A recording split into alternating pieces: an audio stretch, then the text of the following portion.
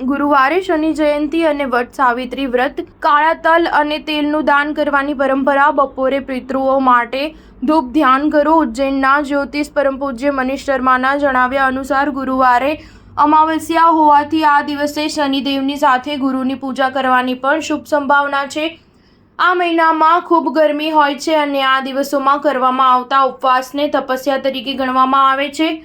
નવગ્રહોમાં ન્યાયાધીશ શનિદેવની જન્મ જયંતિ વૈશાખ અમાવસ્યા પર ઉજવવામાં આવે છે. શનિના પિતા સૂર્યદેવ અને માતા છાયા છે.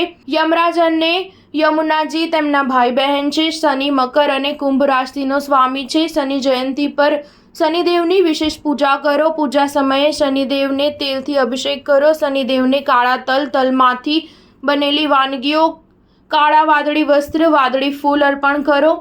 તેની સાથે શમીના પાન પણ ચડાવવા જોઈએ. શનિ મંત્ર ઓમ શમ શનેશ્વરાય નમઃનો ઓછામાં ઓછો 108 વાર જાપ કરો. વૈશાખ અમાવસ્યાના દિવસે જરૂરિયાતમંદ લોકોને કાળા તલ, સરસવનું તેલ, પગરખાં, કપડાં, અનાજ અને અન્નનું દાન કરવું જોઈએ. વૈશાખ અમાવસ્યા પર શનિ પૂજન પછી પિતૃઓનું પણ ધૂપ ધ્યાન કરો.